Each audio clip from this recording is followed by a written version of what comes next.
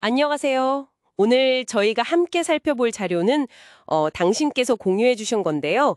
한국의 공인 노무사 2철 시험 대비용 노동경제학 GS 3기 강의 계획서입니다. 프라임법학원 장성구 박사님 강의네요. 네, 이 계획서 보면 눈에 확 띄는 문구가 있어요. 노력은 반으로 줄이고 점수는 2배로. 아, 그거요? 네, 상당히 좀 뭐랄까 파격적이죠? 그렇죠. 이게 과연 어떻게 가능한 건지 이 강의가 내세우는 전략 같은 걸 좀 깊게 들여다봐야 할 것 같습니다. 네, 강사분 이력을 보니까 성균관대 경제학 박사시고 지금 겸임 교수도 하고 계시네요. 프라임법학원 전임이시고요. 자, 그럼 본론으로 들어가서 가장 먼저 눈에 띄는 게 강의 첫날부터 실전 시험을 본다는 거예요. 100분 동안 100점짜리요. 네, 그게 좀 특이하죠. 보통은 이론부터 차근차근 나가는데 말이죠. 그러니까요. 이게 좀 처음부터 너무 압박을 주는 건 아닌가 싶기도 하고요. 준비가 덜 된 분들은 좀 힘들지 않을까요? 이제 그게 이 강의의 핵심 전략인 것 같아요. 그 실전 감각, 시간 안배, 나 뭐 그래프 크기 조절 같은 거요. 이걸 첫날부터 그냥 몸으로 부딪히면서 익히게 하려는 거죠. 계획서에도 나와 있듯이 완벽하지 않아도 일단 써보는 경험 자체가 중요하다고 보는 것 같아요. 아, 머리로 아는 거랑 손으로 쓰는 건 다르니까 그 간극을 처음부터 줄이겠다. 네, 바로 그거죠. 이론이랑 실전 적용을 동시에 가져가려는 시도 같아요. 그리고 최신 출제 경향 분석, 이 부분도 좀 흥미롭던데요. 예전처럼 단순 이론 암기만으로는 안 되고 응용이나 계산 문제 비중이 커진다. 맞아요. 특히 이제 출제위원들이 좀 젊은 교수님들로 바뀌면서 해외 유명 원서들, 뭐 보리하스나 에렌버그 교재 같은 거요. 거기 연습 문제들이 많이 활용된다는 분석이 있더라고요. 아, 그럼 공부할 때 더 많아지는 거 아닌가요? 원서까지 봐야 하면? 근데 여기서 이 강의는 좀 다르게 보는 것 같아요. 오히려 그걸 기회라고 표현하거든요. 학습 부담을 줄이는 기회다. 기회요? 어떻게 그게 기회가 되죠? 그러니까 정형화된 문제만 푸는 게 아니라 좀 더 근본적인 원리를 다양한 응용 문제를 통해 깊이 이해하게 된다는 거죠. 그리고 모든 문제를 다 푸는 게 아니라 엄선된 핵심 문제 풀이법을 알려주고 또 개별 첨삭을 해준다고 하니까요. 단연간 채점 경험을 바탕으로요. 아, 양보다는 질, 그리고 개인 맞춤형 피드백으로 승부한다. 그렇죠. 그게 핵심인 것 같습니다. 그 노력반 점수 2배라는 말의 근거로 노동경제학 과목 자체의 특징도 이야기하는데요. 다른 과목보다 범위가 좀 명확하고 쓰는 분석들, 뭐 그래프나 함수 같은 게 비교적 정형화되어 있다고요. 네, 노동경제학이 다른 경제학 분야에 비해서는 좀 더 구조가 잡혀 있는 편이긴 하죠.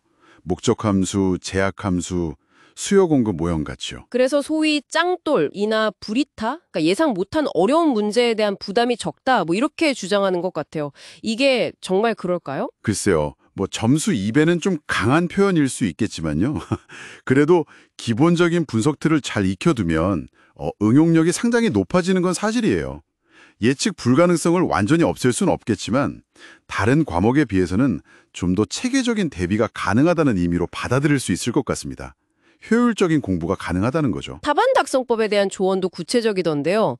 말, 그래프, 수식 이 세 가지? 네, 3위1처라고 하죠. 이걸 조화롭게 써야 한다. 말은 이해도를 보여주고 그래프는 시각적으로, 수식은 뭐였더라? 약간의 잘난 체. 네, 그렇게 재밌게 표현했더라고요. 근데 그게 결국은 논리적인 근거를 아주 효율적으로 보여주는 수단이라는 뜻이겠죠. 아, 단순히 공식만 나열하는 게 아니라 전체적인 설명의 흐름 속에서 이 세 가지가 딱 맞아떨어져야 한다는 거군요. 맞습니다. 전체 맥락이랑 흐름을 이해하고 유기적으로 쓰는 능력이 중요하다고 강조하고 있어요. 단순 암기로는 한계가 있다는 거죠. 그리고 한 200명 정도 되는 수강생들 사이에서 경쟁하면서 자기 위치를 좀 객관적으로 볼 수 있다. 채점도 꽤 엄격하게 해서 실전 점수 예측도 해준다고 하고요. 네, 그런 실전적인 피드백 시스템이랑 또 다음 카페 같은 걸로 계속 소통하고 자료도 공유하고 그런 점도 장점으로 내세우는 것 같아요. 결국 이 강의는 암기보다는 이해를 선호하거나 마무리를 좀 효율적으로 하고 싶은 수험생들, 특히 암기 싫어하는 분들한테는 축복의 과목이 될 수 있다. 이렇게 말하는 거네요. 네, 그런 분들에게 어필하는 바가 크다고 할 수 있겠죠.